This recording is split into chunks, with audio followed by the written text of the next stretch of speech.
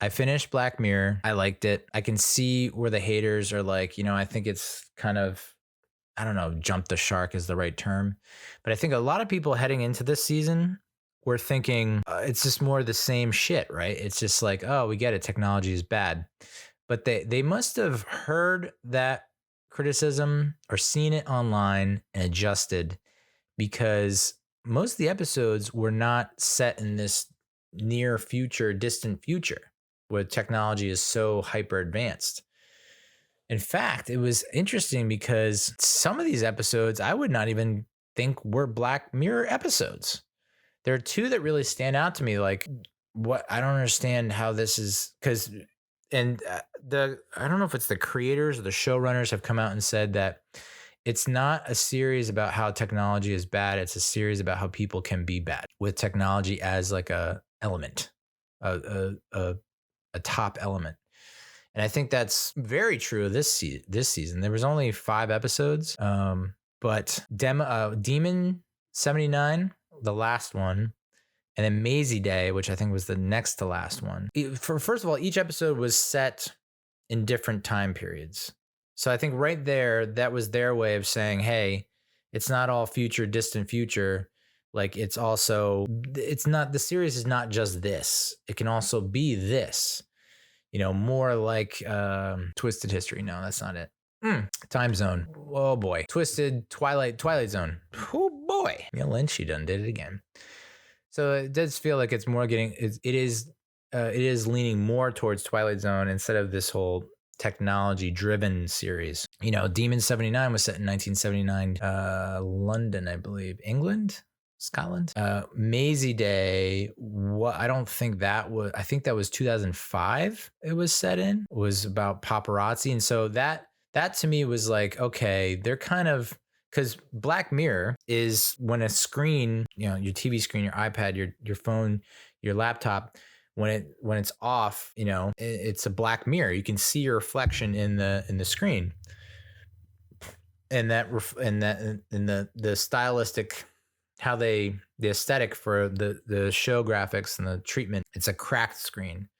And that's kind of like a foreshadowing of like, okay, we're all cracked in some way, or like, whatever. So first off, there's Joan Is Awful, which I didn't realize that was Annie Murphy for like the first half of this episode. And it drove me banana land. I was like, is that friggin' Margot Robbie? There's no way that's Margot Robbie, right? And no, it's friggin' Annie Murphy from Schitt's Creek.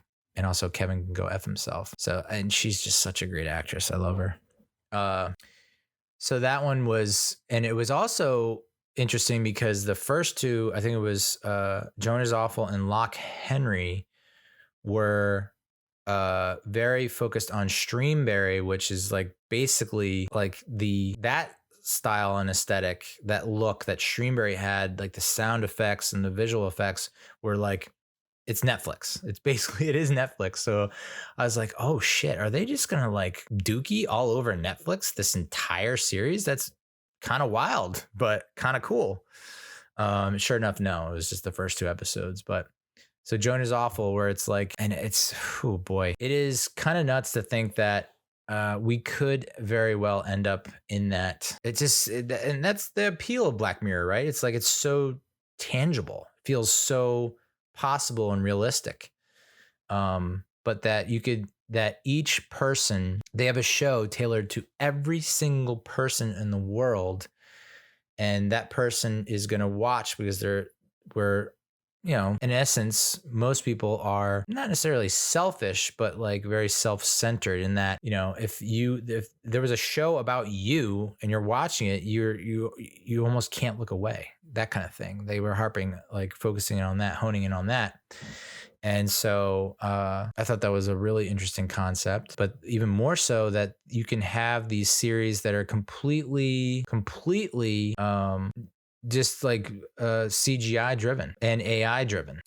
There's a kind of a knock on terms and conditions, when Annie Murphy ends up going to the lawyer and saying, how are they getting away with this? This isn't possible. I didn't agree to this. And the lawyer's like, actually, terms and conditions, you said that you could do that. And they have access to whatever at all times. And so that's why they're able to turn around so quickly, is because They basically record it and then they're able to do it with this like digitally. Salma Hayek like licensing her likeness, like not even acting, not even being on set and acting. It's just like, nope, we're just going to take your digital likeness and we're going to use that. And like, that's it, like to think that that is the future of shows and streaming. It's like, ugh. But that's like the whole, that's basically what Black Mirror does to you. Freaks you out, man. So I thought Joan Is Awful was pretty cool. And then there was the one scene where Salma Hayek is talking to her lawyer. And she kept saying defecation. It was just cracked me up. What was the second episode? So the second episode, Loch Henry, was also, so you kind of, and I thought that's why it was going to be a running theme. Streamberry was going to be a running theme through all five, because it was like in Joan Is Awful, when they're scrolling or browsing Annie Murphy and her boyfriend, you see Loch Henry was like one of those shows in Streamberry that you could see. And then the second episode is Loch Henry, which is focused on true crime and how it's, and I've struggled with this too. I mean, I work for a company where our number one series is like a true crime series. And it's like, I'm conflicted because I feel a little icky because it's like, well, we're like making money off this thing that was truly a tragedy, like a traumatic, awful thing that impacted people in real life. Like this is real. People lost someone, people, went through such travesties, and it's just like, so that was tough for me to wrap my head around it. I'm not like a huge true crime fanatic, and I think it's definitely in the zeitgeist right now. It's people are struggling with it. You're seeing shows that are kind of addressing that now, like Only Murders in the Building. There's that one with Kaylee Cuoco that just came out, based on a true story, I think it's called, where it's grappling with this. You have these fanatics who are treating it like a game of Clue or like a murder mystery dinner party. And it's just like, well, no, that person was actually murdered. There's actually a killer. There's actually family and friends that are deeply impacted and affected by it. So I think Loch Henry really wrestled with that a lot. And that was like, to me, one of the more Twilight Zone-y episodes. Was just like, these two young filmmakers have stumbled upon a story that they has personal resonance for the guy, the boyfriend, who's like more deeply entrenched and connected to it than he originally thinks, and going down that rabbit hole. So it was quite the journey, but it's like, and then at the end, what an ending! Just heart-wrenching, dude. Heart-wrenching. Just to think that like, oh, and to see the reaction that the filmmaking community or the entertainment industry gives to him after everything he's gone through. It's just like treating it like it's just a story he came up with. It's like he didn't come up with this shit. It actually happened to him and his family and his friends and his girlfriend. And it rubs me the wrong way every time to see that. Ugh. So I thought that was a pretty good episode. It was like shades of Little Silence of the Lambs ish, but not really. But yeah, oh boy, the twists. The only issue I had with the twist was, why did the mother, unless she's so, and this is, I guess it's true to her character. It's not like that far-fetched for her character, but I guess her mind was so warped and has gone into such dark places that why would she stop them from making the film? And I think that plays into the theory or the idea that a lot of like killers, serial killers, criminals want to be caught or want people to know that they've done what they've done. They want that notoriety, and they want to get credit for a lot of that stuff. So you'll hear talk about how like they'll revisit the crime scene and stuff like that. So that makes sense. But it to me, as a logical person, it's just like, wait, you did all that shit and you're still allowing this to happen? And okay, guilt too, right? That's going to eat you up a lot. That's going to eat you alive. So I think the guilt too is probably what's going to drive you to want to reveal yourself or expose the truth. So Loch Henry, pretty decent. And then I thought this was going to be the best episode of the series, of this season. I think it was called La Mer. No, it wasn't. I think that was the song. Shit, now I can't remember the name of the episode. I think it was the Sea. Season 6, episode 3. Beyond the Sea. Beyond the sea, somewhere. Da, da, da, da. So this episode is set in an alternative 1969. So right there. Like the first 2 episodes, it's like, all right, this is probably modern day. But then and this is where it kind of went off the beaten path for this series. Alternative 1969, where you have 2 astronauts who are up in space on a space shuttle together, David and Cliff, played by Josh Hartnett and oh boy, I feel like such an a-hole for not knowing this dude's name. Jesse from Breaking Bad. And I say that every time and I feel like such a fool. Paul? God damn it. Les Paul is the guitar maker. Paul. Oh boy.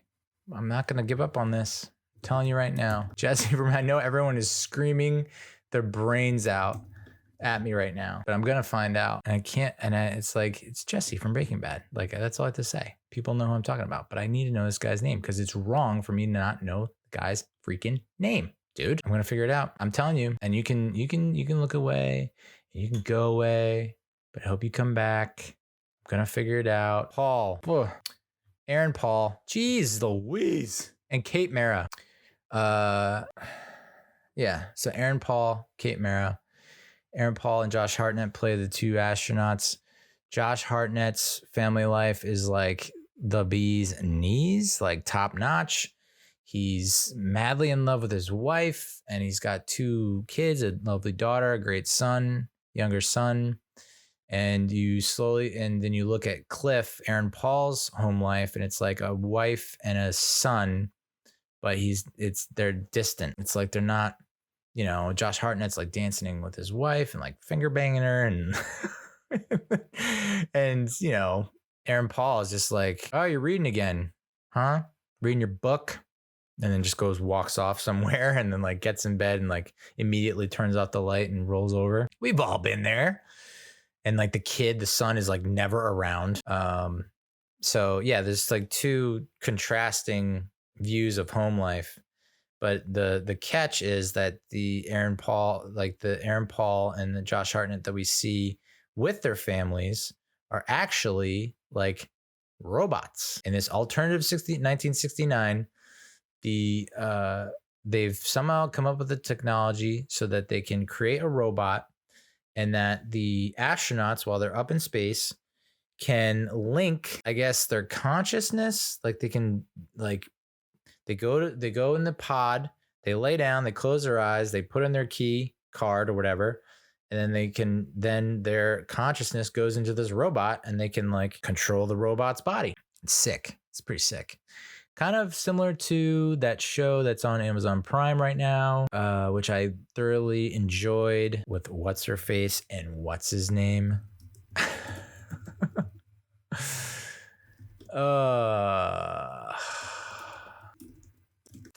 The Peripheral. Yeah, with Chloe Grace Moretz, I believe her name is, from Kick-Ass. Highly recommend for me, dog. The Peripheral. I thought that was a great show, but it's very similar to The Peripheral, where they're up in space, they're sending their consciousness down to the robot body on the Earth, and they can literally see, feel, touch, hear, like they have all their senses, which I thought was cool. And we see Josh Hartnett's life is just like awesome, and Aaron Paul's life is kind of like, something's off there. They then mixed in a little Once Upon a Time in Hollywood, where the Manson Manson family murders were going on. And so they infiltrate Josh Hartnett's house. They end up subduing Josh Hartnett's robot body, cutting off the hand so they can see what the insides are like, but mostly to show the audience like, hey, this is a robot. Like, look at the robot. And so they end up killing his spoiler. End up killing his wife and kids in front of him. Oh. So then he spirals up in space. And there were a few times during this series where I was like, oh, I know exactly where this is going. And they subverted it. And they didn't go the way that I thought they would. So kudos to them for pulling that off. It was an hour and 20 minutes. And there was a one point where I saw the hour and 20-minute runtime where I was like, oh, this could have been a movie. Why isn't it a movie? But I could see why it's not a movie. I thought Kate Mara was awesome. It's basically, all right, so now this guy, and they burned the Josh Hartnett's robot body. So he has no robot body to go into. And in order to make a new robot body, he would have to be down on Earth to go through the whole rigmarole. And so he's basically now stuck in space on a year. They're in year 2 or 3 of a 6-year mission up in space, which is kind of nuts. I don't know if that has that ever happened. Is that real? No, right?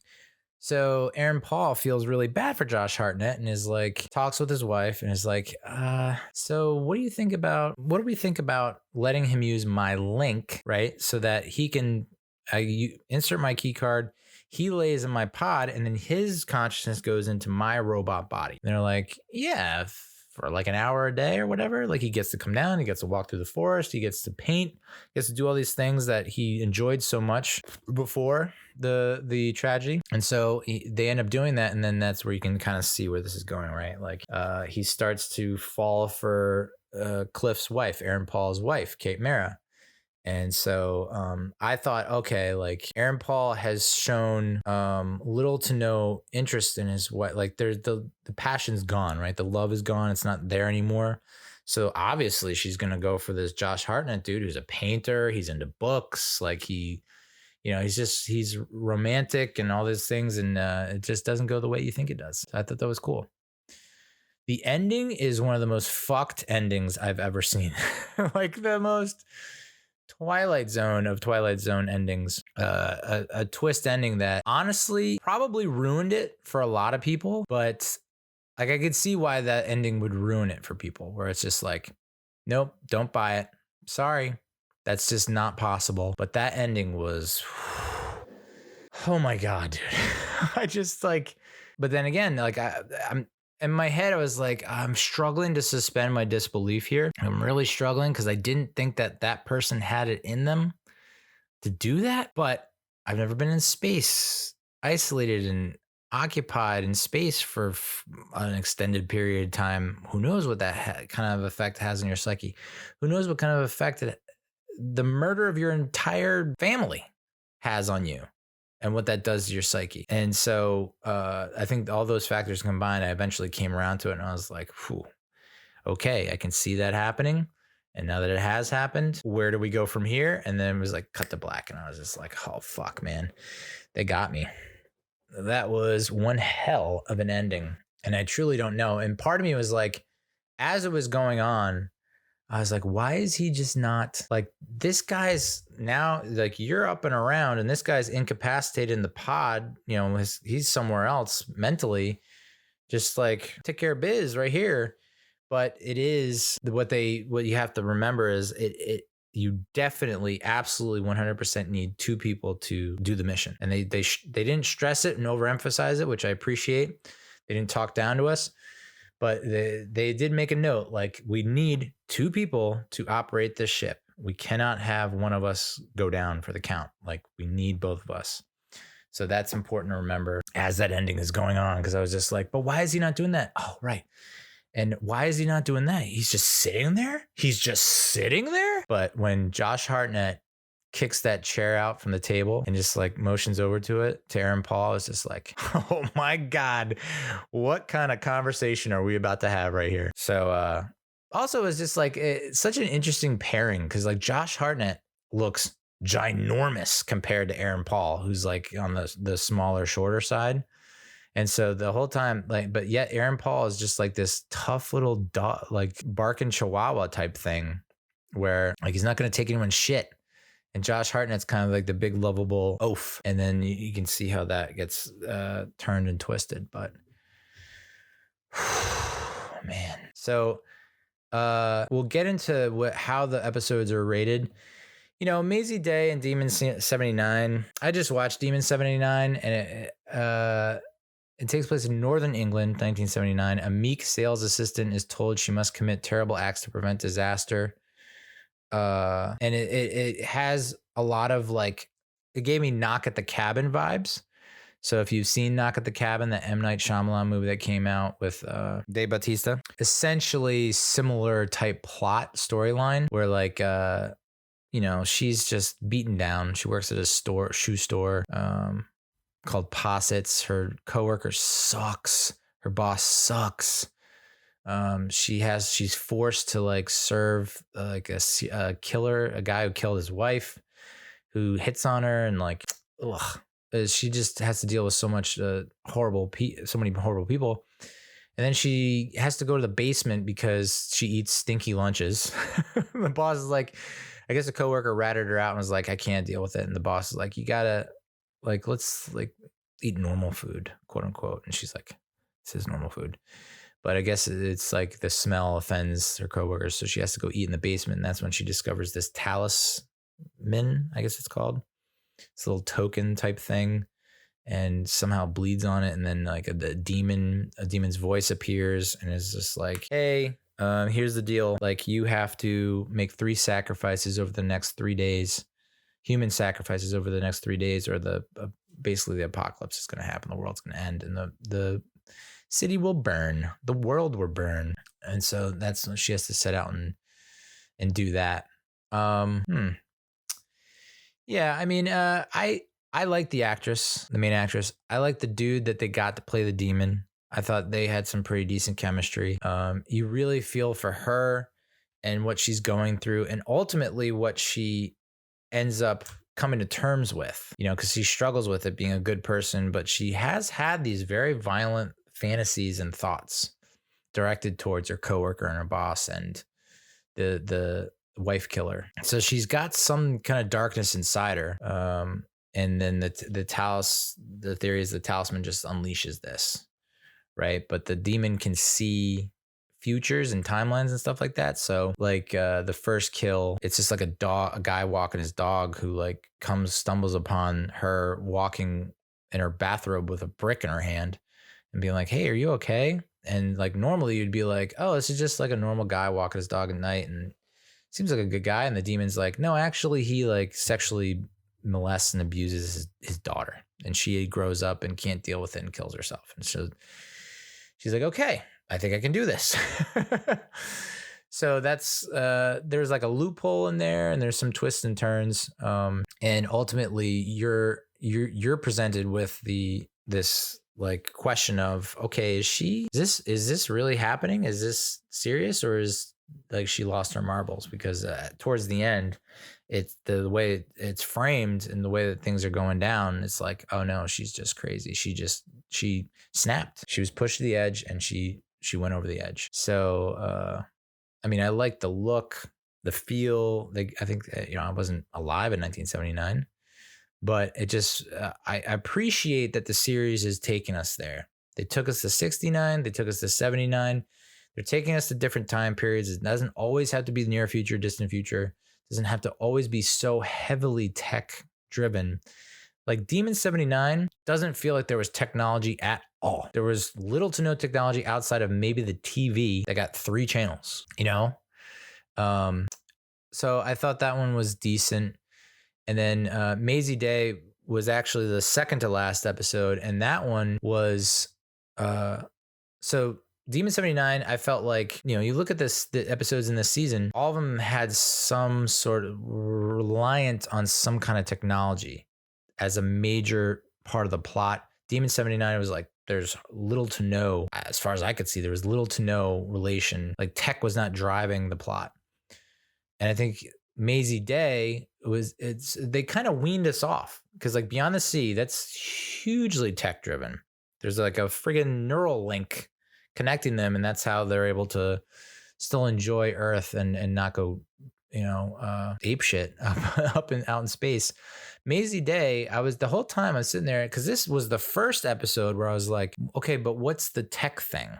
You know, I felt like that was the first episode I was asking myself, but what's the tech thing? Like, there's no tech thing. And sure enough, it was like at the end, I'm like, oh, the Black Mirror is the lens of the camera that she's taking the picture with. Got it. Because it was Zazie Beetz plays a paparazzi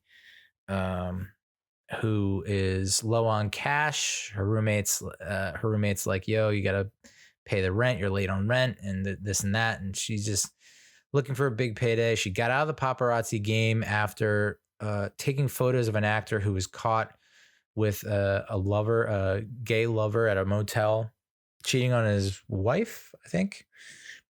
So he ended up taking his own life. And so she ended up leaving the game. She's like, I can't deal with this, especially after seeing the paparazzi hound this one actress getting out of a car and walking down the sidewalk. And like the things that they were saying to her were just awful.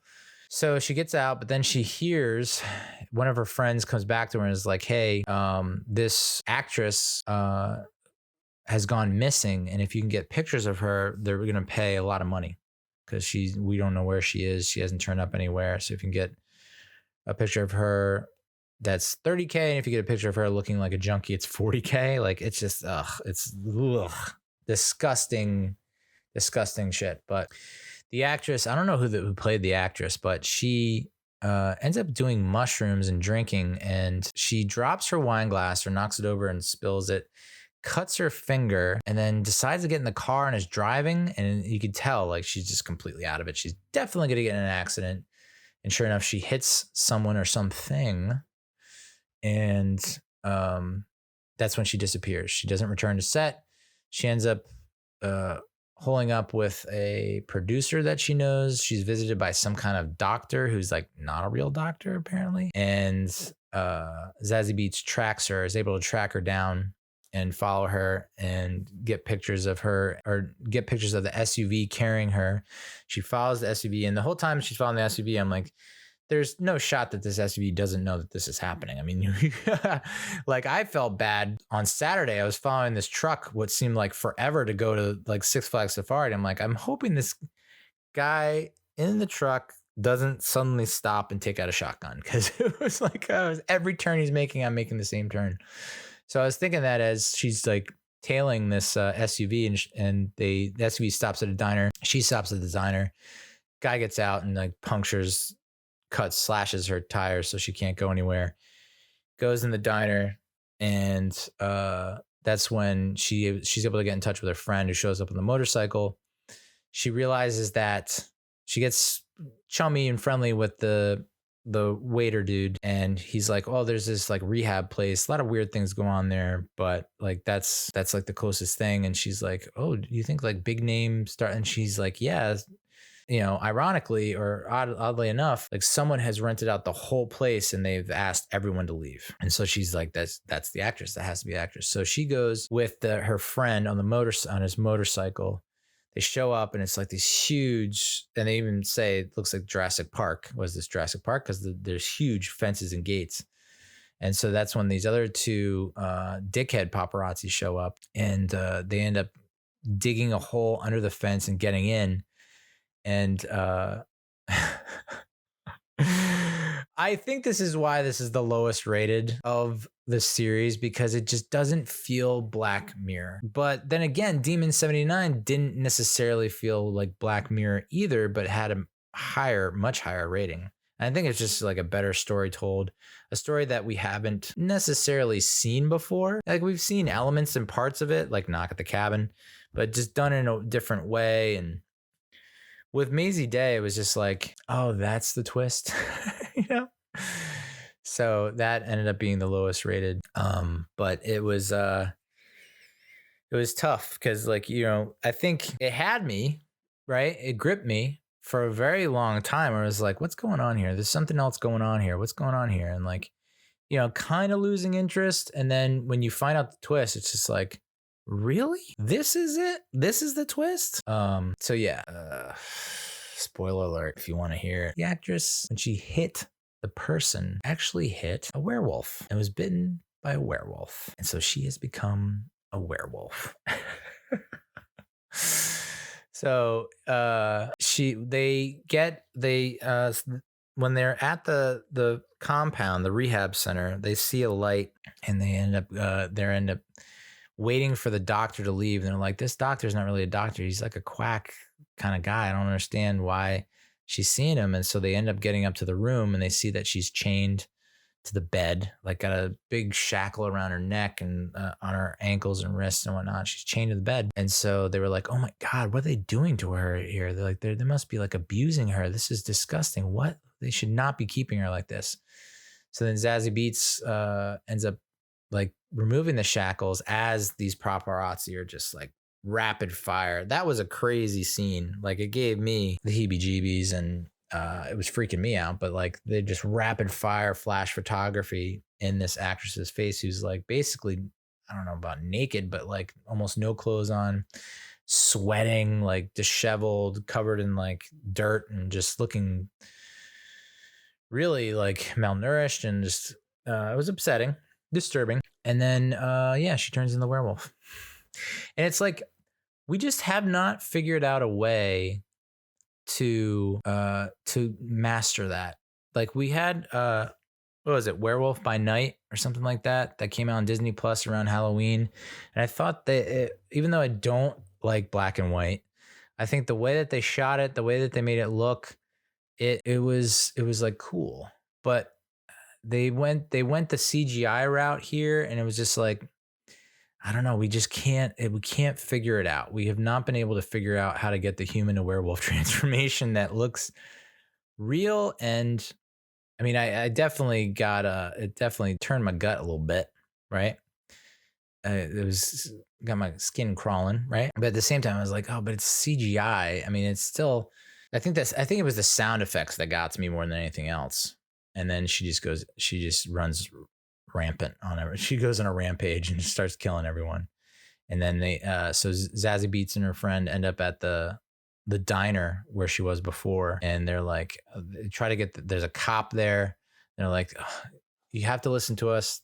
Like, and man, Black Mirror, tough look for cops. I think cops really got the raw end of the deal for Black Mirror season 6. Cause like you think about the cop in episode 2, Loch Henry, like didn't turn out so well for that cop. And then this episode, Mazey Day, like that cop was like, all right, typical, like, all right, settle down. You're hysterical. Like, get a hold of yourself. And he gets mowed down by the werewolf.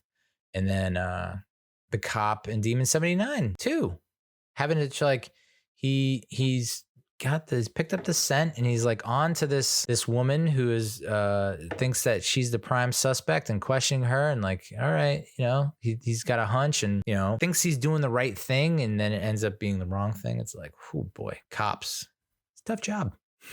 Not sure if you're aware. So yeah, that Zazie Beetz ends up shooting the werewolf in self-defense. The werewolf then transforms back into the actress, and the actress is like, kill me, please, kill me, shoot me. And so she kicks the gun over. She places the gun in the actress's hand as if like, I'm not going to do it, you're going to do it. But then she ends up shooting her with the camera, taking a photo of and I was like, all right. Someone felt very smart in that room when they pitched that. Like, okay, so the actress says, just shoot me. And you think that she's going to pick up the gun and shoot her, but no, she picks up the camera and shoots her. So, and then I was like, oh, so that's the Black Mirror, is the lens of the camera. Whew. Yeah, that was the lowest rated one. So if we're going by IMDb ratings, Joan Is Awful and Beyond the Sea got the highest ratings at 7.6 each, which I pretty much agree with. Loch Henry at a 7.4, which I thought was interesting. I thought that would be a little bit higher. Mazey Day at a 5.3, and then Demon 79 at a 6.9. I think these are some of the lowest for Black Mirror as a series. Like season 5, I think Smithereens at a 7.5.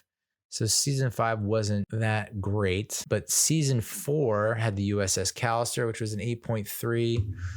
Archangel 7.3.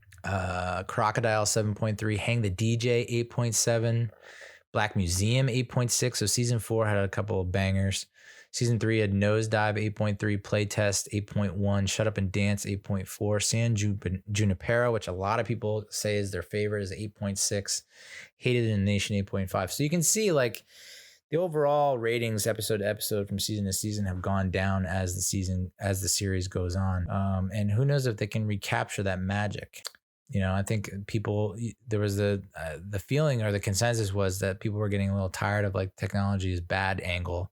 So they kind of want to go a different route this season to mixed success. You have to appreciate it a little bit that they were willing to take a chance and go to 1969, go to 1979, 2005, and think outside the normal near future box. I still enjoyed it though. I could watch that all day.